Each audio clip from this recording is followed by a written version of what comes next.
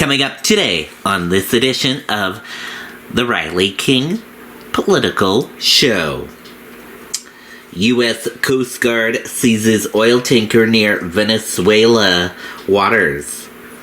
Kennedy Center rebranded as Trump Kennedy Center after board vote. White House cites transparency after the release of Epstein-Related files.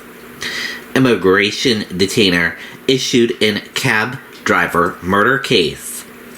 Democrats call for Tim Walz to testify in expanding Medicaid fraud case. And that's all coming up on this Sunday edition episode of the Riley King Political Show. It all begins right now. Hi everyone, and welcome to this Sunday edition of the Riley King Political Show. It's Sunday, December 21st, 2025. Let's get started now.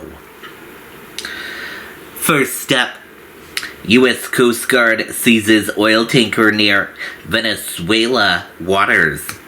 The U.S. Coast Guard intercepted an oil tanker in international waters of the Caribbean Sea off the coast of Venezuela on Saturday, U.S. officials said.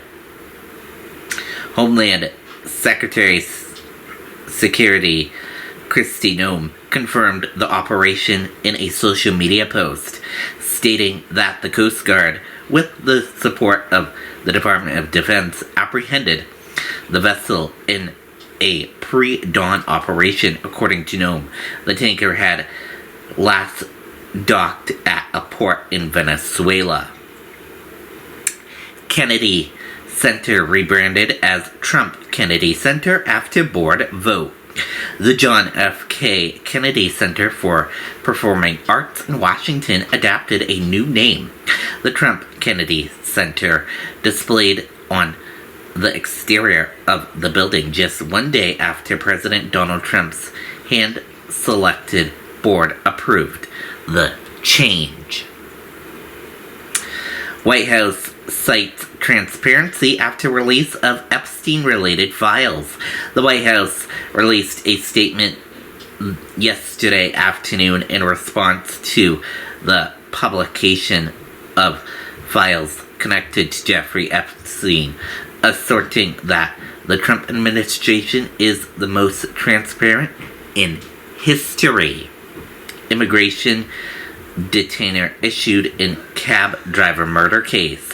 Federal authorities issued an immigration detainer for a suspect in the brutal killer of a cab driver as the Trump administration continues to press forward with its border security crackdowns. Democrats call for Tim Walz to testify in expanding Medicaid fraud case. Some Democrats are signaling they want Minnesota Governor Tim Walz to testify before Congress regarding developments in his state tied to Medicaid fraud, as the scope of the case appears to be larger than previously expected. And thank you for watching this Sunday edition of the Riley King Political Show. Enjoy the rest of your Sunday. See you next Sunday for another episode. Bye now.